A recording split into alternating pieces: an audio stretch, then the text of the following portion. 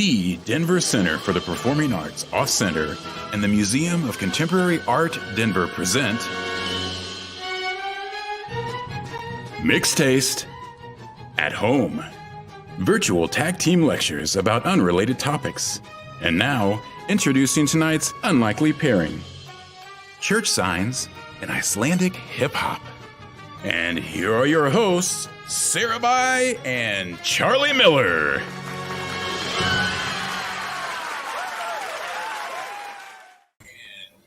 Woohoo! Hello, how are you? I'm good. How are you, Sarah? Doing okay. I'm Sarah Bai. I'm the Director of Programming at the Museum of Contemporary Art in Denver. And I'm Charlie Miller, Off-Center Curator at the Denver Center for the Performing Arts. And welcome to Mixed Taste at Home. We are coming to you live from our homes. Our guests are in their homes, and we are super glad that you tuned in from your home. For those of you joining us for the first time, Off-Center produces unexpected theatrical experiences. And the Museum of Contemporary Art Denver is a contemporary art museum in Denver. And Mixed Taste is our summer series that has been going on since 2005. Over the past 17 years, tens of thousands of people have joined us for Mixed Taste Talks. So whether you're brand new to the series or joining us for the 100th time, hi Pamela, welcome. And tonight we're live streaming on YouTube and Facebook. And to keep it interesting, we're going to have some chances for you to comment, to play a game, and to win a prize at the end of the show. However you're watching, you're going to need to log in before you can comment. So click on the say something or write a comment box at the bottom of the live chat area to get started. And if you're watching from a TV, commenting is complicated, so you're better off doing it from a computer. I should also add that last week we had some people who had difficulties watching on a TV on YouTube. If it's glitchy, switch to a different device or find us on Facebook Live. Always good advice. All right. Well, to get the conversation started tonight, we picked a random question, and here's our random question for tonight. What's a memorable roadside sign that you have driven by in your days driving? Just type it in the comment box, and we'll show you how it works. So, Charlie, do you have a memorable roadside sign? I always love driving by the city of No Name, Colorado, and there's a sign that just says "No Name, exit here." Yeah, that's a good one. I love the signs from the El Arroyo in, I believe it's in Austin, Texas. They have one that says, in 20 years, we'll be living in a world where children were something homeschooled by day drinkers. That's what it was. Homeschooled by day drinkers. Chris C. PDX says, last hot dog in 47 miles. That's a very important sign to know about. Yeah, and Paige says, still open. I assume this was on a building. A meth addict tried to break in and broke the door. Well, that happens, I suppose. Woo woo, we moved here from Austin. Well, welcome, KMNW. I love the usernames. Exit Hope. Oh. Feel it. Yeah, well, that's a little real for me right now. Yeah, right. So now you understand how the live chat works. This is going to be important later in the show when we want you to ask questions. And feel free to have a lively conversation as we go as well. So in case you're wondering what you wandered into or why YouTube recommended this video to you, Mixed Taste is a mashup series where we bring together two experts who each present on different topics. And then we have the live question and answer session on both topics at the same time. We almost did it. One more show to go to get that right. All right. The rules are very simple. The first speaker talks for 20 minutes, and then the second speaker speaks on a completely unrelated topic for 20 minutes. During the first part of the program, no connections are allowed between the topics, but during the Q&A, anything can happen. It's true. Between the talks tonight, we're going to play a quick game, and at the end of the evening, we'll have a poet perform an original poem inspired by the show. Our topics, as you probably know this evening, are church signs and Icelandic hip-hop. And it is my pleasure to introduce our first guest, Joe York. Joe is a photographer, he's a filmmaker, and a video producer from Water Valley, Mississippi. His films and videos focus on Southern cultural traditions, and they've aired on PBS and in digital publications, including the New York Times and the Atlantic. Please give a warm welcome to Joe York.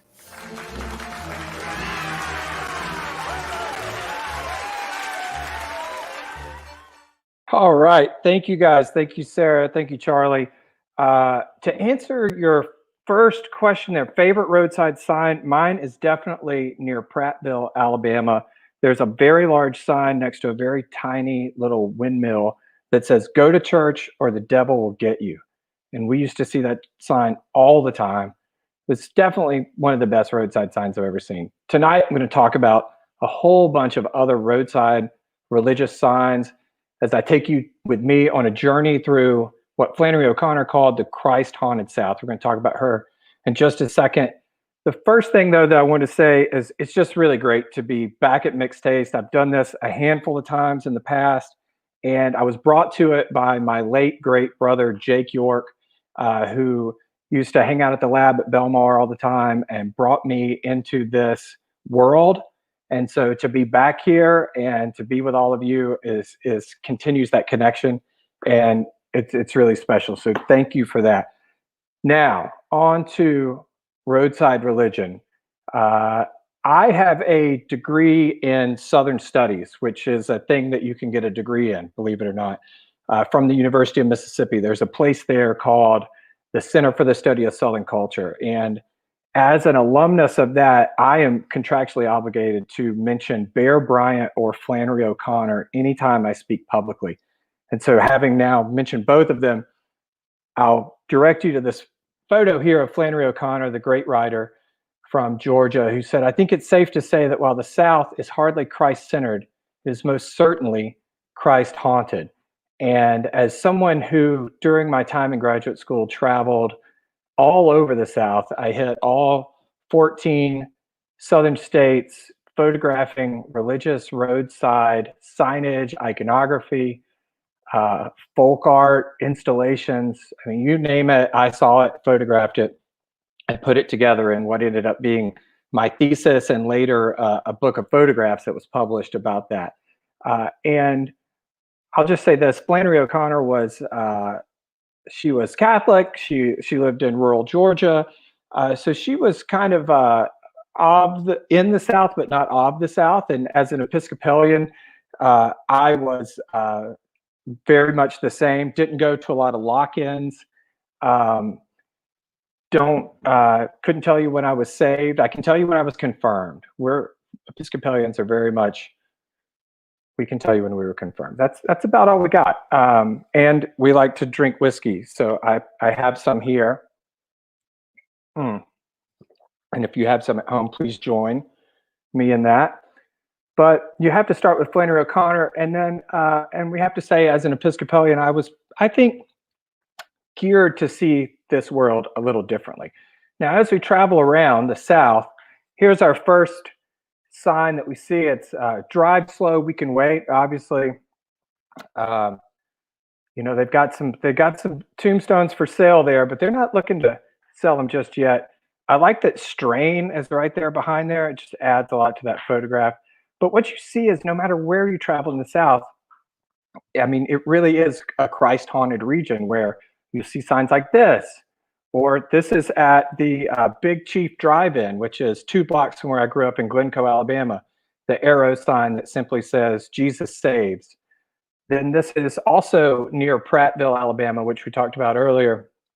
Hog Heaven Pit Stop Barbecue with a sign that says, "I love you this much," with Jesus hanging on the cross there, which obviously is a callback to kind of things that we used to say to our parents, or things that our parents said to us. "How much do you, I love you this much, I'm gonna put my arms around you."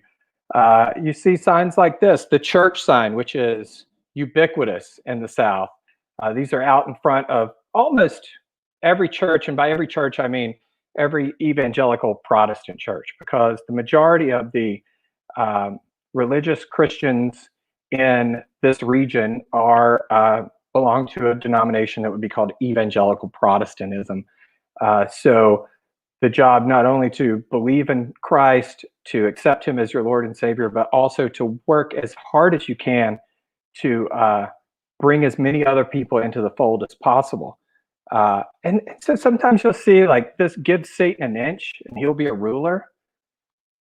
Maybe a short one, but you see these everywhere. This is a classic. I mean, really, if there was like a greatest hits of church signs, this would be right up there. Again, what's missing? You are. So just trying to get people from the road into the church. That's the whole goal here. Then you find ones that are maybe a little bit different. This one is from my hometown of Gadsden, Alabama. Free cell phone with every baptism.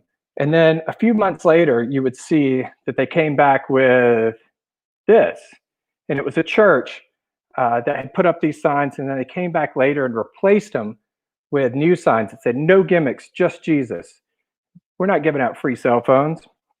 And that really, that church, that campaign, everything about that situation really did a lot to help me understand what was going on with these roadside signs. Because as somebody that was in a Southern Studies program, as somebody that was interested in these things, it wasn't enough to just say, these are cool, these are interesting, why, but it's like, why are they everywhere? So this is a little tease for something that's going to come later, this no gimmicks, just Jesus. But as we go through here, you see the Great Commission. Now, that what I talked about earlier is with evangelical Protestant religion, it's all about the kind of rapturous conversion, but then also about bringing other people into that. And a big part of what pushes evangelicals to place these signs on the side of the road and to do those kinds of things comes straight from the Gospels in Matthew, chapter 28, verses 16 through 20. And this is truncated, but go therefore and make disciples of all nations, baptizing them in the name of the Father, Son, and Holy Spirit, teaching them to observe all that I've commanded you. So go therefore and make disciples. And the way that a lot of Christians in the South have done this, and I'm sure in Denver and other areas of the U.S. and the world, is to put these roadside signs out there. So again, this is a picture from Wayne County, Mississippi.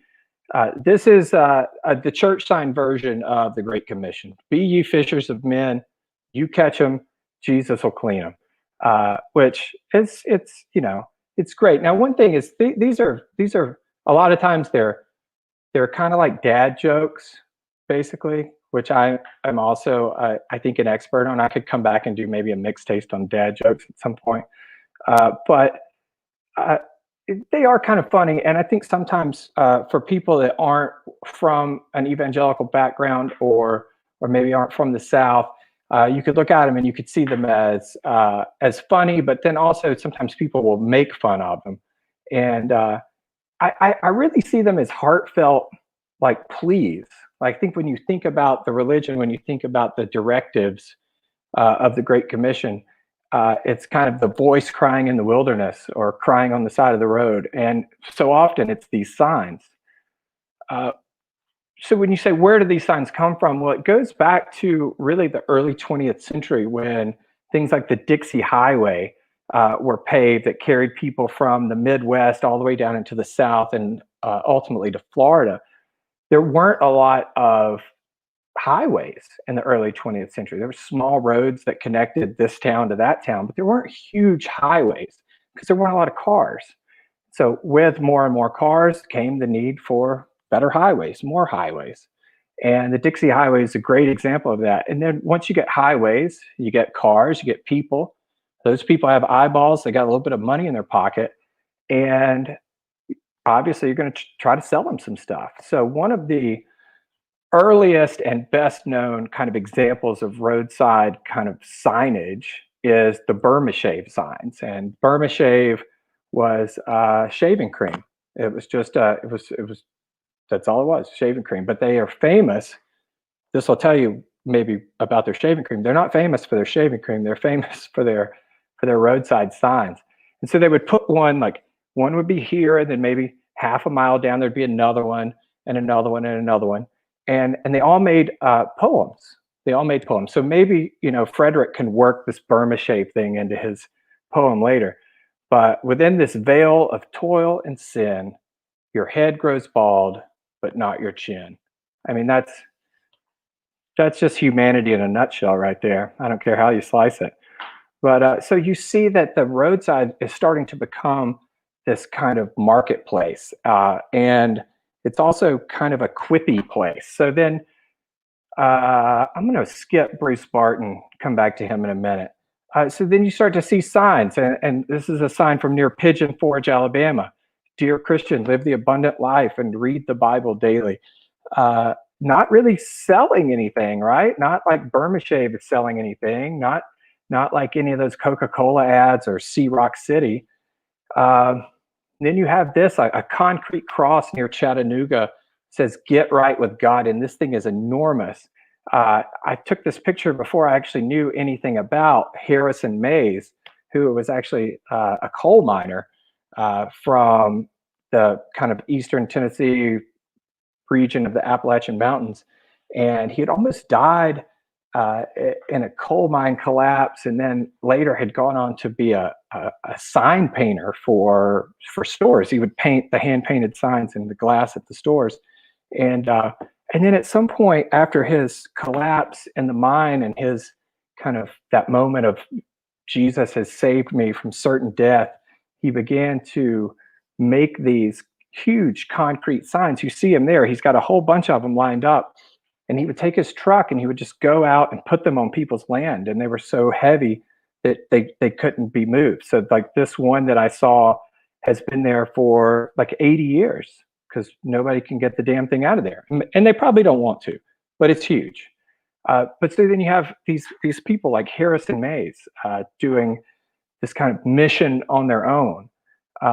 You have near Prattville, Alabama, this incredible installation called the W.C. Rice Miracle Cross Garden, which was just one guy built this entire thing. It's this kind of large, kind of man-made canyon where they would take dirt out for highways, and it just was a ditch basically that he turned into this cross garden. It has things like no ice water in hell right here on this washing machine, which it's good to know. That's a good thing to know. And then you have another, looks like a porch swing here from the cross garden, which has not been sat on in a while, and I'm not sure why that is. Maybe you guys could come up with some thoughts on that. But so then you have these almost like roadside attractions, which are similar to like what is springing up around the highway. So you see as the highways grow and the advertising grows and the roadside attractions and the world's largest cedar bucket, well, then there's the cross garden, or there's things like Golgotha miniature golf course in Cave City, Kentucky. Golgotha, of course, was the place of Jesus's crucifixion.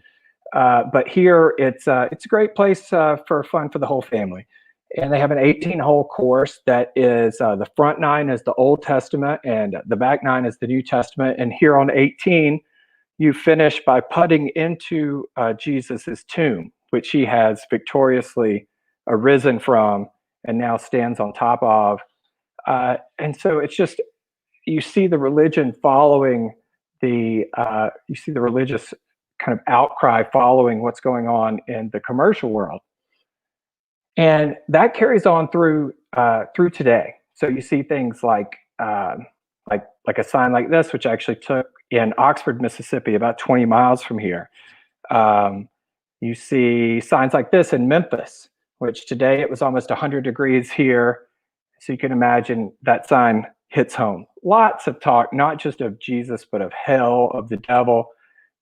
You can't really have the superhero without the super villain. And these signs really carry that through.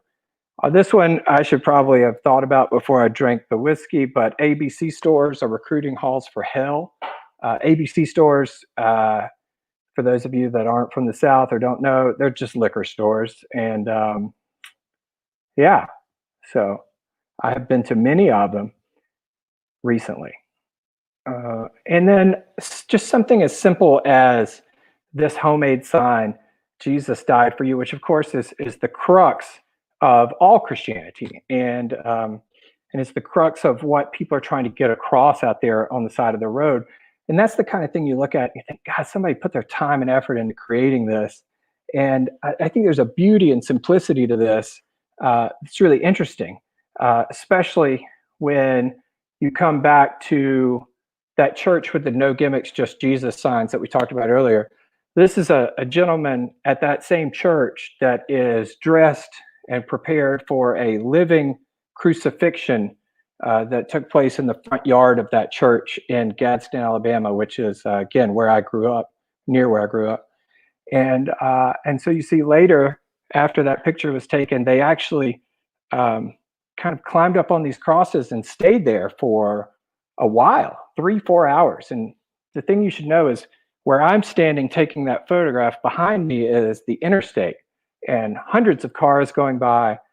And they were there for a really, really long time. And while they were there, I had gone there because of the no gimmick signs and because I was doing this project on religious roadside signage. And I met this guy there named Randy Stafford, who was kind of like their, I guess you would have to call him like their chief marketing officer. And what Randy said to me was, it's a little unsettling for the Christian community to realize it, but what we're doing is we're marketing a product just like everybody else. Our product has changed lives, and our product is Jesus. And that really is kind of at the crux of when you look back at all these signs, you look how they grew up at the same time as the roads, how they followed the methods and standards of roadside advertising, kind of the way Madison Avenue kind of came into the churches, and how they took that and turned it to their purpose of realizing the Great Commission, of bringing people into the church. And I was just, I was kind of as an Episcopalian, like, we don't evangelize. We're just like, we'll send a check. It's fine. So this is like a kind of a different brand of Christianity than what I'm used to or what I grew up with, but it's very much a part of the Southern experience, the Christ-haunted South that Flannery O'Connor talks about. And it's really the reason why you see the side of the road in the South littered with so many religious signs, so many of these kind of images of Christ.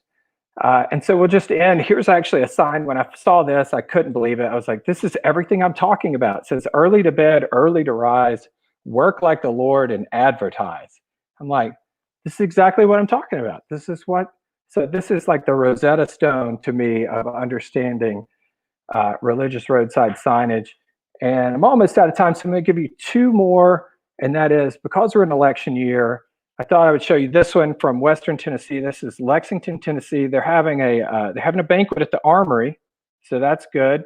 But then above that, you see a small sign that just says, "Vote Jesus or Devil." There's sad to say, in the afterlife there will be no third parties. I think they're working on it, but as of now, it's just the 2, so you can make a choice there. And then in these crazy COVID days that have us doing mixed taste at home,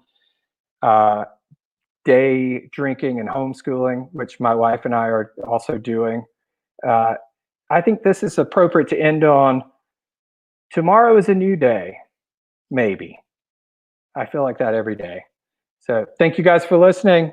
Can't wait to hear the next speaker, and I'm really glad to be back at Mixed Taste.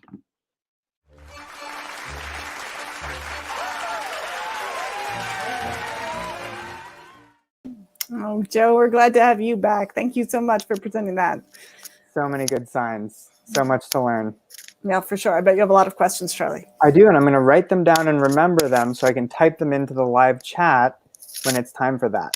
But first, it's intermission time, folks.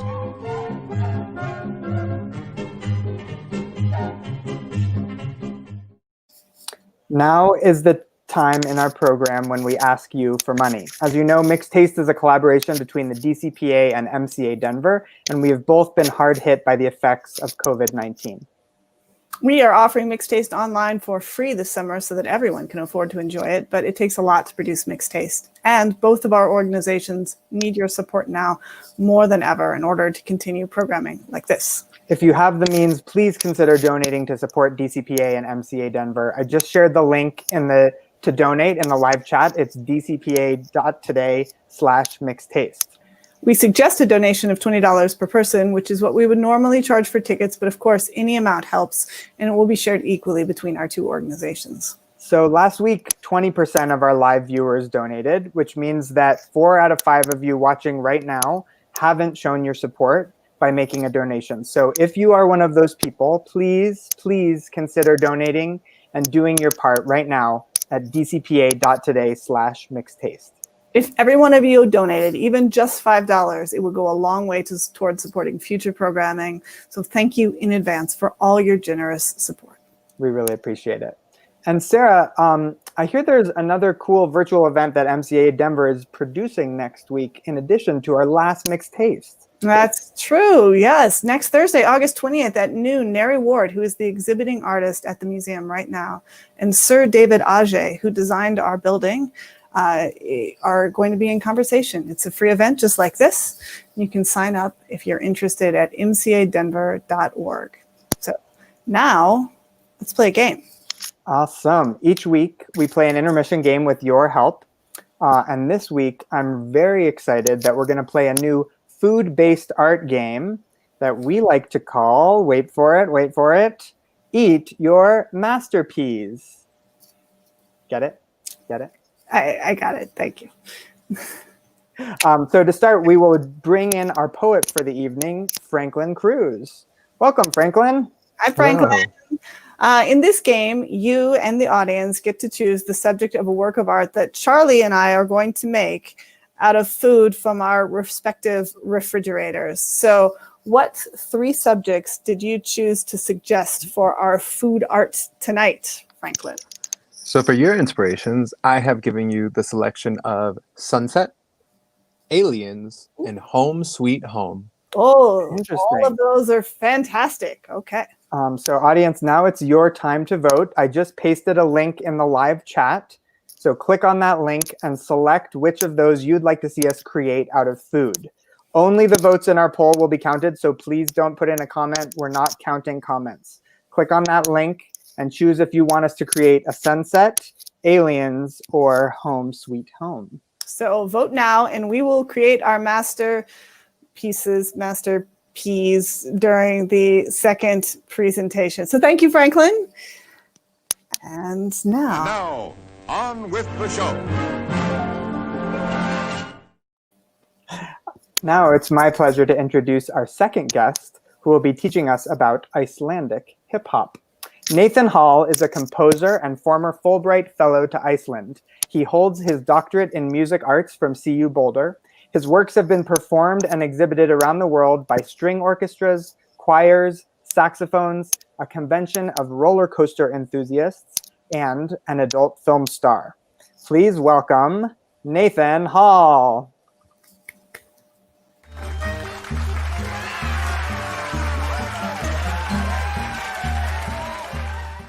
Gott kvöldið, kæru gestir. Ég heiti Nathan. Good evening, dear guests. My name is Nathan, and I'm here to talk about Icelandic hip-hop. One of the biggest rappers in Iceland is currently this guy named MC Goiti. Góðu dagur, hann rétt að byrja. Góðu dagur fyrir reikninga. Góðu dagur fyrir þessa fréttamiðla. Góðu dagur fyrir YouTube kommentar. Engin svöndi, ég ekki spyrja. Mér líður betur þegar ég fer offline. Og kannski þar ég bara frétta minna. Fæ mér drink, fæ mér smoke. Annars dagur, annars sjó. Fyrir í bankan, kissa út. Kaupi íbúð, kaupi skó. Já, no. Until ekki tölum þó. Hey, sama gaman. But before we talk more about him, I just wanted to mention the irony is not lost on me that I am a gay white man, and I'm going to talk about hip-hop in a country that's teeny tiny and known for its near homogeneous whiteness. I'm an admirer of American hip-hop, but I'm just not an expert, so I have to defer to others for hip-hop's larger history and meaning. But my actual path to Icelandic hip-hop is kind of funny and circuitous. I was first a big fan of Björk ever since high school. Her music sounds just like nothing else on the planet to me. And I then became a composer, and I researched how Iceland's landscapes have influenced musicians there. As Charlie mentioned, I was lucky enough to be awarded a Fulbright Fellowship in Iceland in 2010, and I lived there for a year and learned Icelandic. And in 2016, I went back to visit friends, and at a record store, I saw this album. I assumed it was hip hop from all the guest artists on the tracks, but that hadn't really been part of my Icelandic experience thus far. So I brought it to, broaden my classical music horizons. Okay, I was also thinking, this guy's pretty cute. He has great fashion sense, and he's in this kind of like dowdy, grandmotherly interior. And then I thought, well, the album title, Vagovelta, is pretty funny. So Vagovelta is the Icelandic term for rock and roll, but it's a really bad translation from the old days that means wobbles and turns over. So I thought, this is brilliant. There's like some kind of joke here about hip hop being misunderstood, or maybe hip hop is like today's rock and roll. So anyway, this album blew my mind. It has classical string arrangements. It has clever wordplay. It's catchy even if you don't know the words. And it just referenced things about Iceland that I personally experienced. So I felt like it was a kind of piece of a cultural puzzle that I'd been missing in my Icelandic music exploration. And then, of course, from there, I went down like a rabbit hole. So let me take you back to Iceland, say like 1930s, 1940. It was pretty isolated, and Iceland didn't even have a paved road then until, surprise, surprise, the Americans came in and they built a military base. But along with all these politics came a ton of American music on vinyl. And Iceland had mostly known folk music and classical music and a little bit of jazz, but suddenly there was rock and roll, Vagovelta. Icelanders were forming bands like they'd never heard music before. And curiously, Icelanders took a ton of what they heard and they basically made cover songs of it. So here's an example. This is the band Leomar, and we'll see if you can remember this song.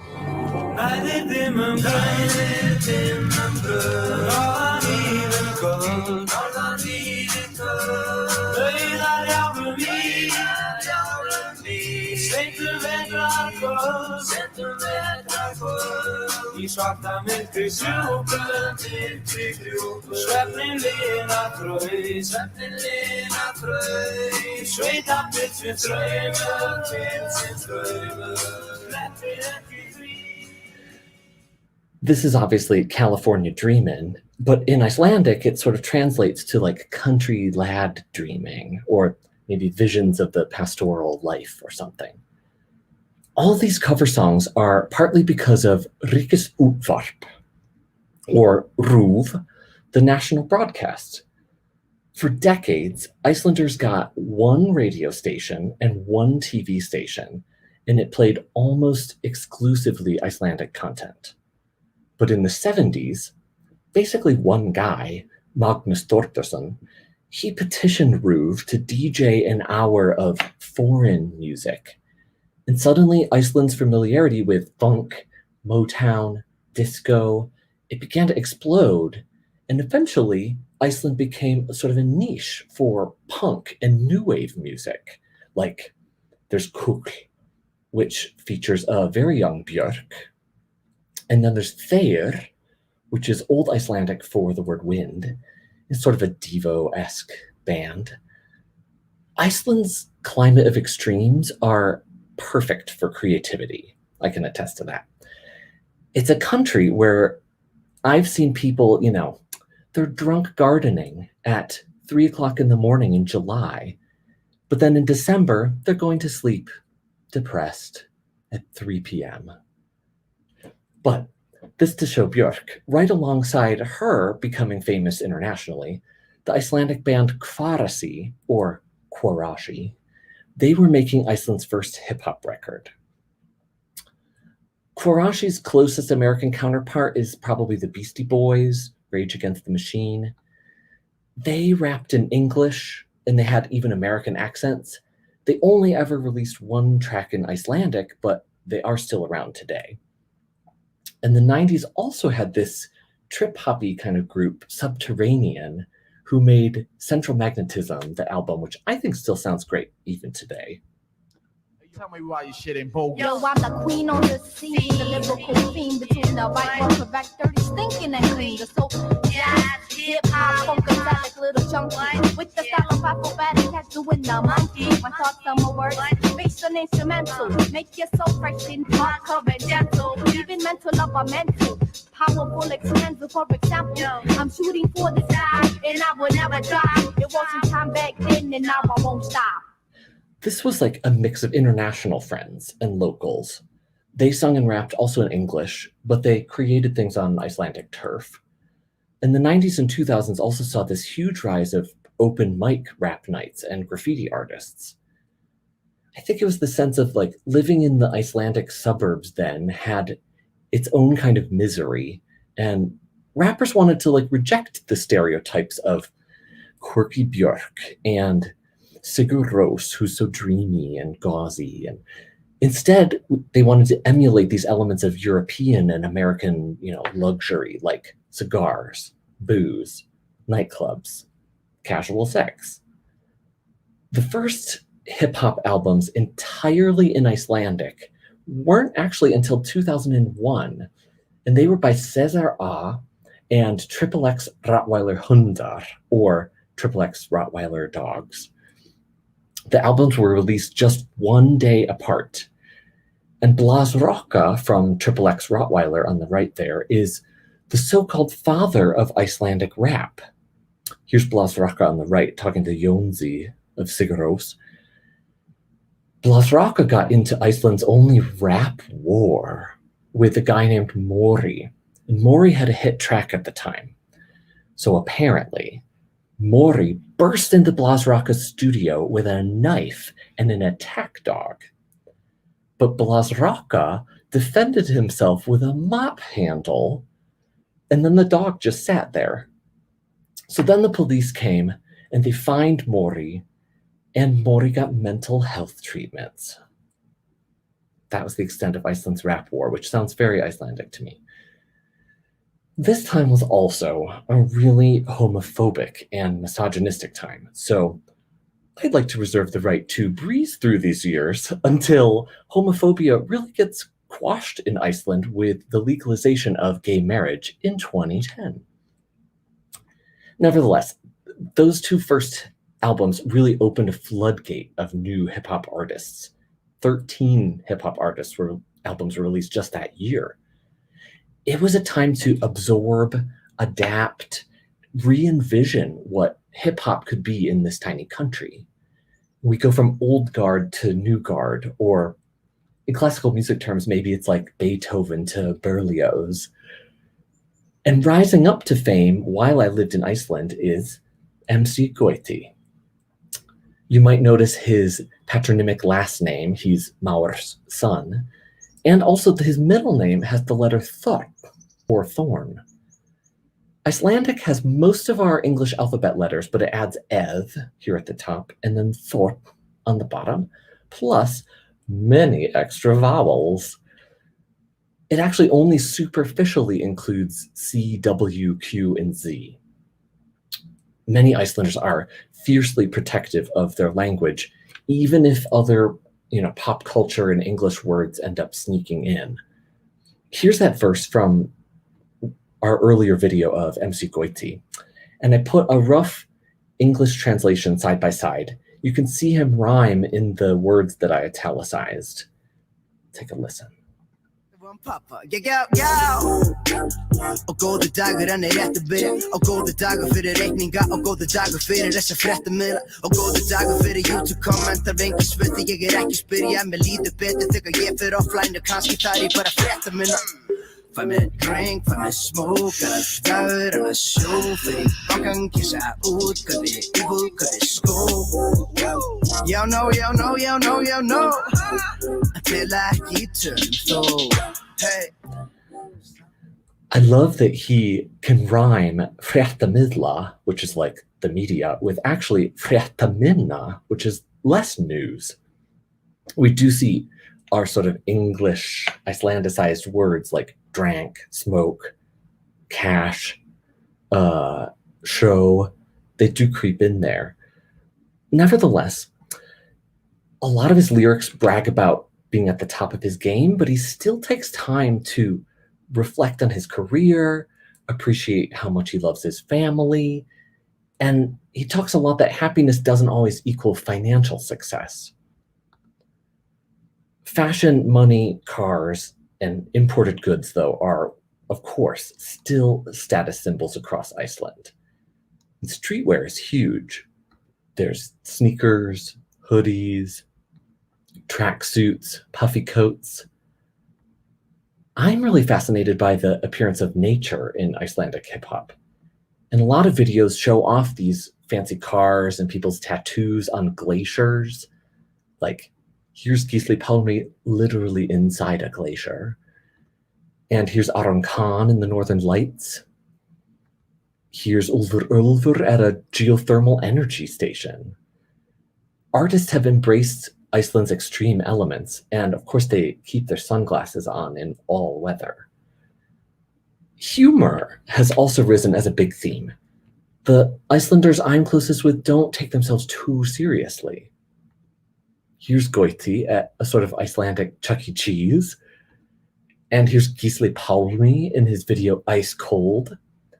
Ís meaning ice, but ís is also ice cream. And here's GKR at the bus station rapping about eating breakfast. It's hard to act like a celebrity in Iceland when you have to shop at the same grocery store as everybody else. So, besides MC Gauti, who are my favorite hip-hop artists in Iceland right now? Well, my favorite rapper name is Hera Hnettusmjör, or Mr. Peanut Butter. Mr. Peanut Butter started rapping at age 11 as a joke, but he actually grew really popular. I like his really fast raps, even though I admit I can't even translate them. They're just too quick. So here's a taste. Sama hvort þú þekkir mig sem heitir smirað á pá 10.000 krónur seðla fyrir að ég gátt á Vinnitinni vandrar legir að taka smá lán Strákandi með flösku búrt á bíu vilja fá Þetta fá ekki neitt, splæs ekki drikki, ég veit hvað að frétta Ég ekki að flýta mér heim, stend upp á borði með flösku að flexa Allt þessu breyt, samt ekki nei Byrjað á byrjunarreit There's also Daughters of Reykjavik, formerly known as Reykjavíkudætur, who are a flexible group of up to 19 female-identified musicians. They've spoken and rapped about making their way through a prejudiced, male-dominated scene, and Iceland even boasts that it has equal gender pay. I love that this group stands up against sexual assault. I love that they talk about body shaming and owning their sexuality. They also have some of the most visible queer presence for females in the country. It's a great still from the video Thirsty Hose. Several members of this group, Daughters of Reykjavik, are in also a smaller group that I love called Cyber. And I'll play a clip from it. It uses rap beats, of course, dance, and jazz, kind of all on a similar playing field. The lyrics are about how life is always seeming like waiting. You're waiting in a line to just wait in another line, waiting for your big break, and then nothing. Þessi helviti sé löngröð sem gengur í hringi Svo í rauninni allt lífið bið eftir engu Þau spyrja mig hvort ég lifi vel, hvort ég græði peninga á þessu En ef ég hugsa það þetta ekki að skila mér Neinu, til dæmis Ég reynast að gera hluti fyrir aðra til að þykjast vera eitthvað En það sama, þau vilja eitthvað annað Einhvern, tek eftir engum Tök bílinn í skólan, tök sopa á bjórnum Eitt dag í einu, tek ekki eftir neinu Engu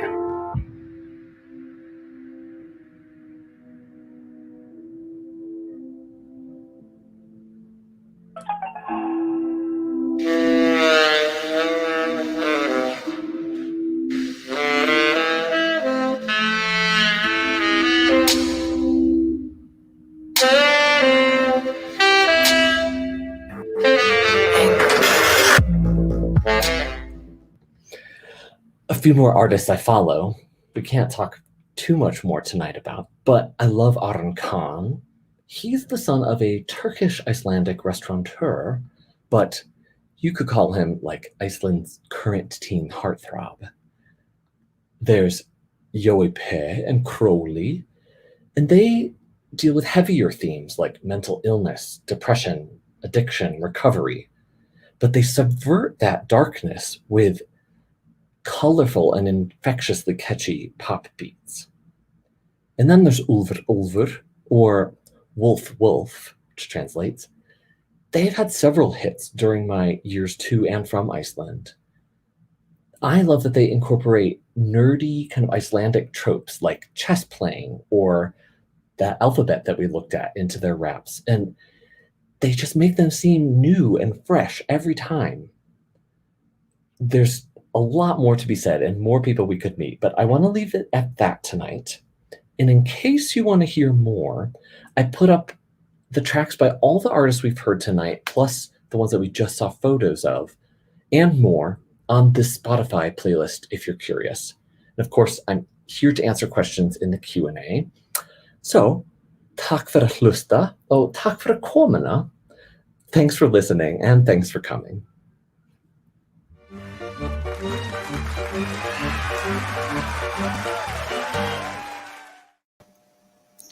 That was amazing. Yes. I have a whole new genre that I need to dive into now. I believe I'm going to be downloading that Spotify playlist right now.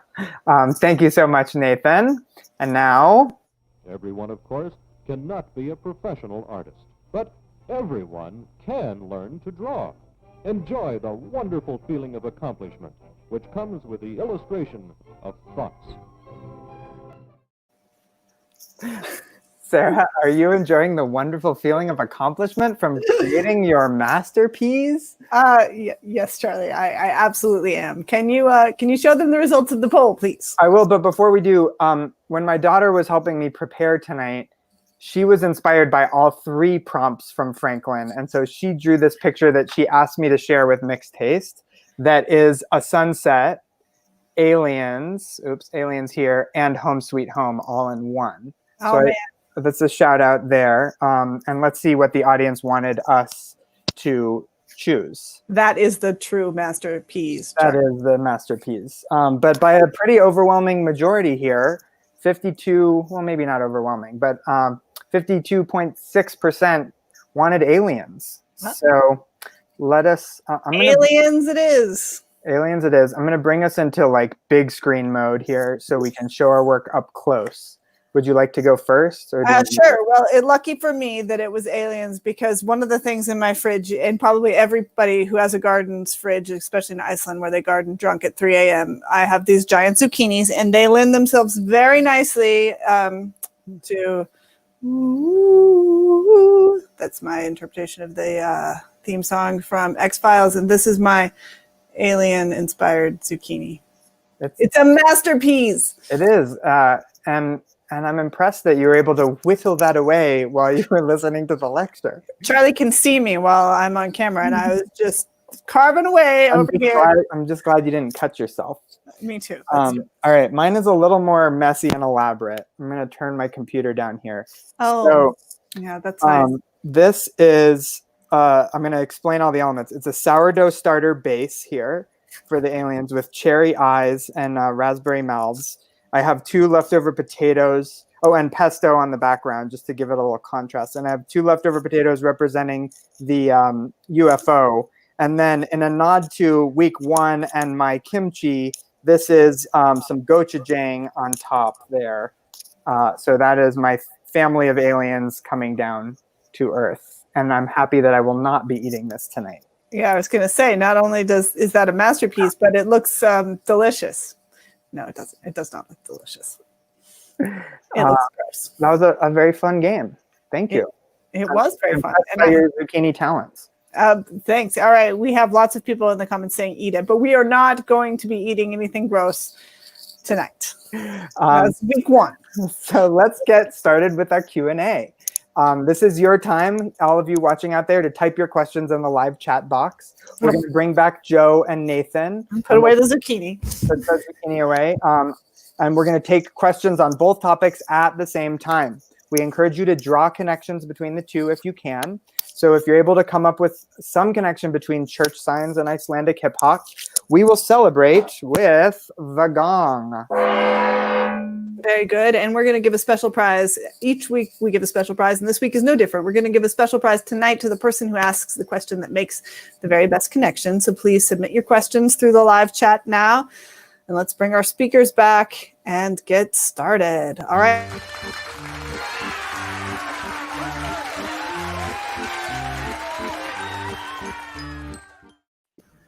Welcome back, Joe and Nathan.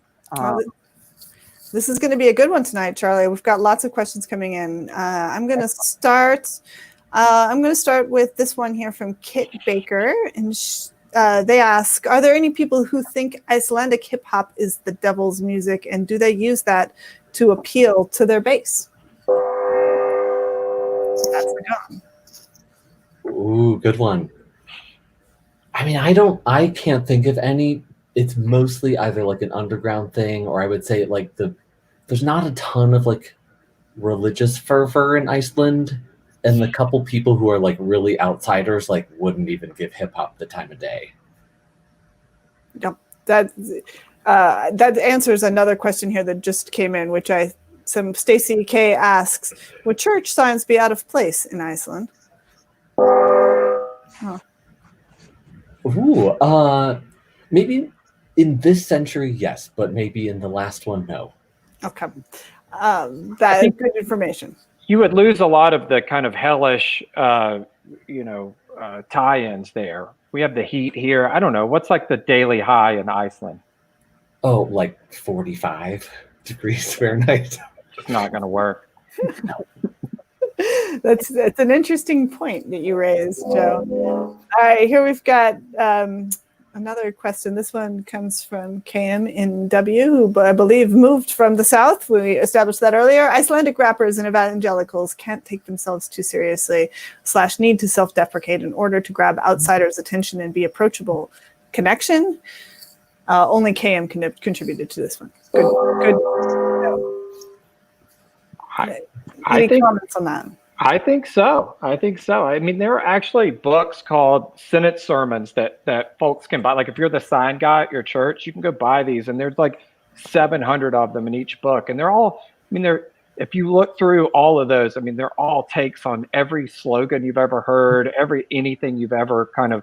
And so, yeah, it's obviously trying to be like humorous and self-deprecating in a way to bring folks in and kind of say, hey, we're not you shouldn't be put off by this. Come on in. It's going to be fine. You're going to like it. I feel like Iceland too has just such relatively good standard of living that the things that, other kinds of hip hop might need to explore just aren't a huge issue in Iceland. So it's more of like a family collectedness anyway in the community. And things like swear words, nudity, like it's a very European country. It's not as like standoffish as it is here. Like, oh, it's Puritans. That one thing you mentioned, Nathan, was how climate extremes influence creativity. And Mara asks, if climate extremes inspire creativity in Iceland, are there extremes inherent in the U.S. South that inspire evangelical Christianity there? Good question.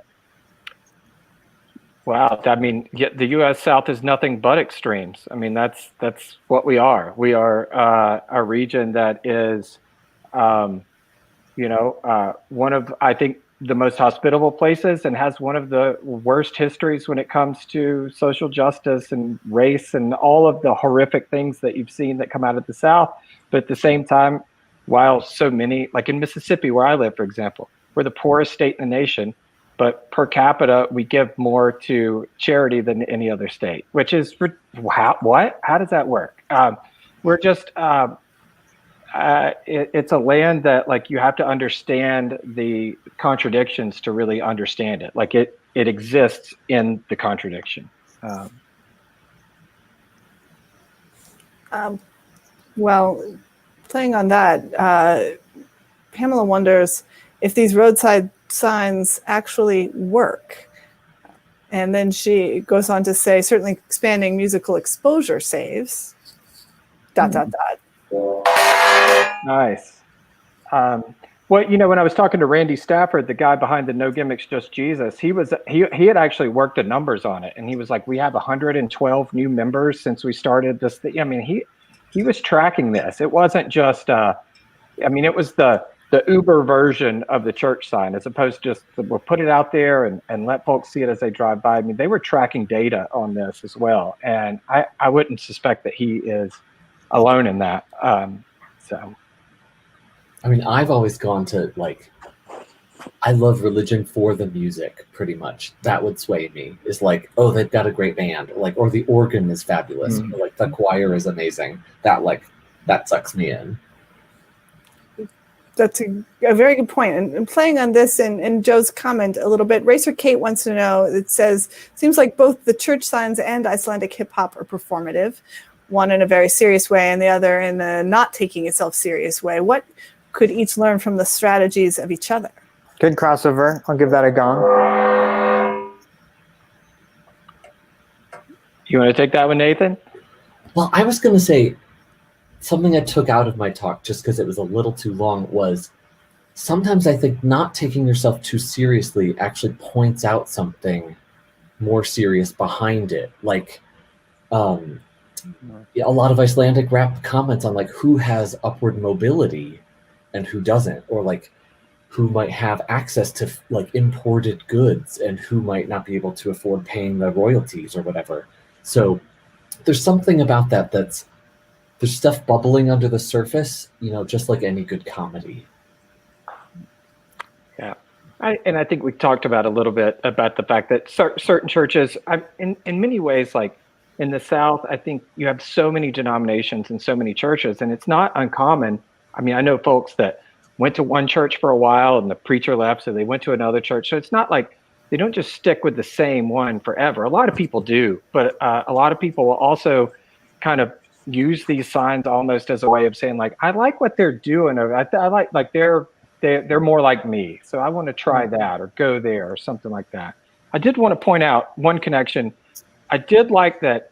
It seems like eggnog means I've had enough in Icelandic, which I think is universal. That's 100% true. So, did I pronounce that correctly? I think I did. Spot on. Yeah. This is kind of a fun one for you, Joe. I think Mel C wonders if you can think of a church-ish sign that would work in Iceland. And then she wants to know if you could translate that into Icelandic, Nathan. A church sign that would work in Iceland. Man. Maybe I'll think of one that we already have. I don't know. What's the word for devil, or what is the idea of devil in Icelandic? Oh gosh, there's so many. It's usually like djöfull, which is the devil. Yeah. Well, go to church or djöfull will get you. I mean, he's coming for you. I don't know. I don't know enough about Iceland. I want to know so much more now, though, because of your talk. Yeah, there's a lot to learn there, I think, for sure. I'm scrolling through. This one, we may have talked a little bit about this. This one is from Kristen DeMarco, who wants to know about the extreme weather element. Lots of people are finding the connections between these. Do you think your subject could utilize the others' temperature extremes?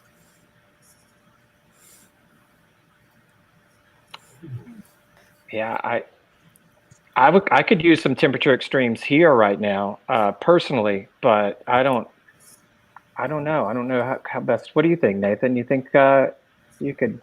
I would say there's a lot of Icelandic words that swear words almost always come from the devil. Like they're based on the words for devil or like demon or whatever. Even today's swear words. So many things are like, just as in English, like devilishly hot, or there's a similar connotation to like extreme temperature being not great or things like that. Right, I've got one I'm going to be pulling up. This is, finding it here, the comments go by fast. This one is from David Burgess, and he asks, if the South is Christ haunted, what haunts Icelandic hip hop? Ooh. Oh, that's so good. I mean, there's certainly like no elves in Icelandic hip hop, like a lot of like the folk music still has, or folk culture. But I would say still like some marginalization. There's still some like multiracial artists who need to be brought into the fold as like we are all Icelandic. I think that's a bit of a haunt that will hopefully work itself out in the next couple of years.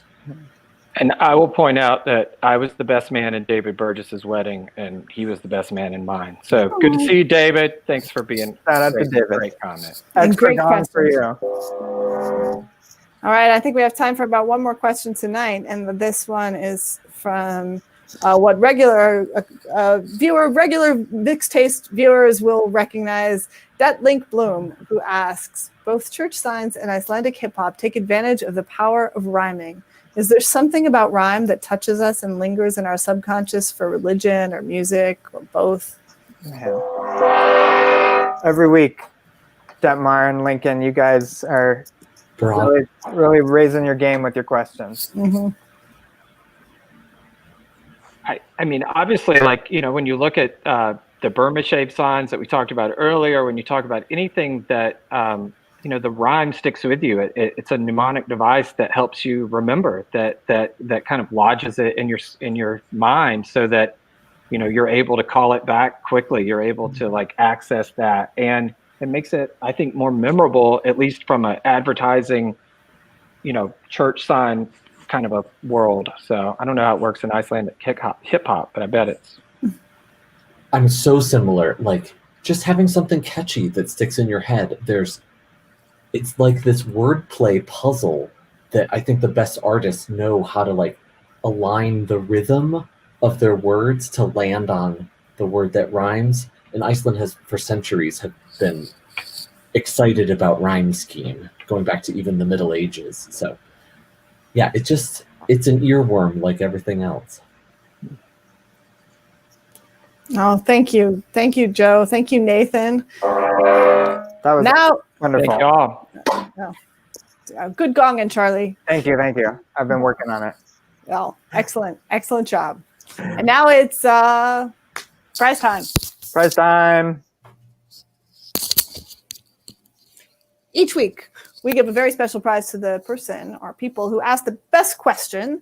Our DCPA marketing manager, Cheyenne Michaels, has chosen her favorite question and determined who will win tonight's prize. And what is that prize, Charlie? Well, as you know by now, if you're a regular watching Mixed Taste, we've commissioned artist Carolyn Michaels, who created all the wonderful felt creatures you see in our Mixed Taste artwork this year, to create original miniature felted objects that we mail to the winner of this prestigious award.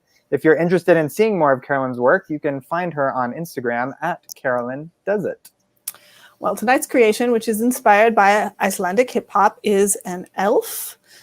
Although we learned that there are no elves now in Icelandic hip hop, but that is a very cute felted elf. Get it a little closer to the camera so we can.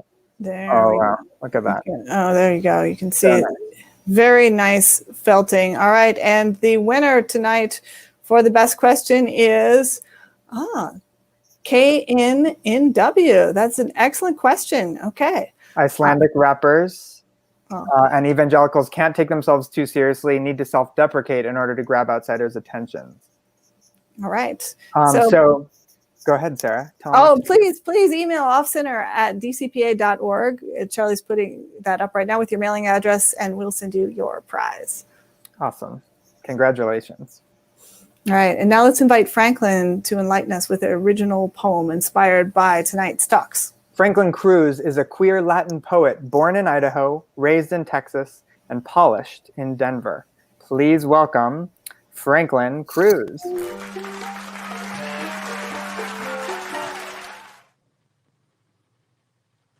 Hello, everyone.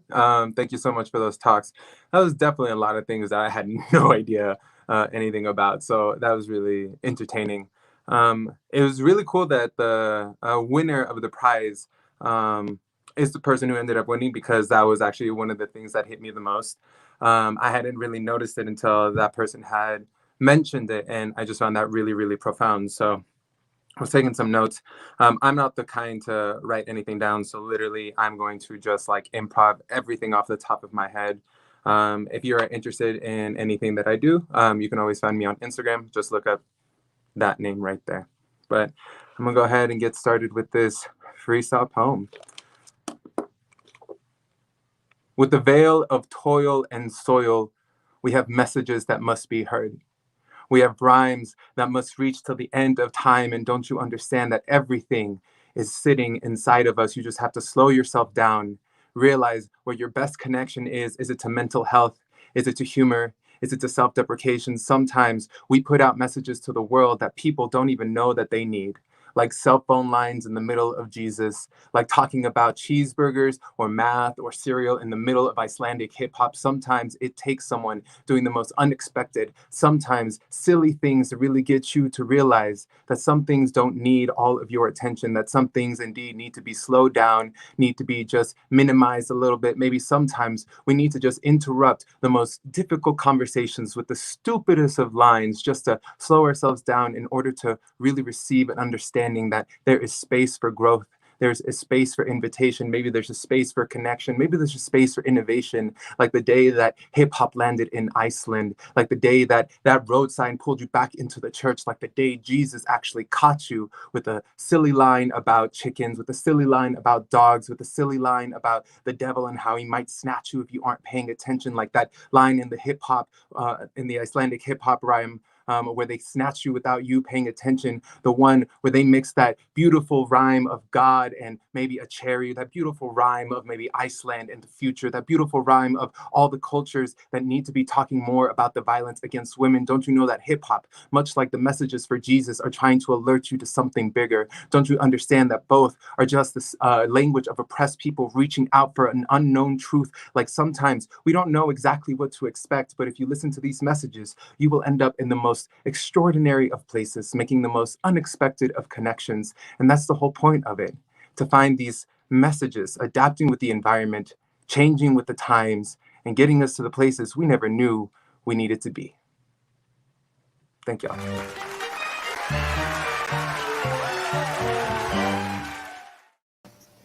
I love that. Franklin Cruz, one of Denver's top improvisational poets. Honored to have you back. A space for connection, a space for innovation. The devil will snatch you when you're not paying attention. I love that. We need something to slow ourselves down. And Charlie, I wasn't paying attention earlier because I forgot to toss you the elf. How are we going to mail it? We're not going to mail it unless you give it to me right now. I'm ready. Are you ready? Okay, here you go. Did you get it? I think it fell inside of your frame still. So shoot. Try one more time there. Oh, computer down. Okay. Whoa. I'll stick it out a little bit more. I'll stick it out more so I can reach a little better. Okay, here we go. Okay. Got it. Got it. Okay. All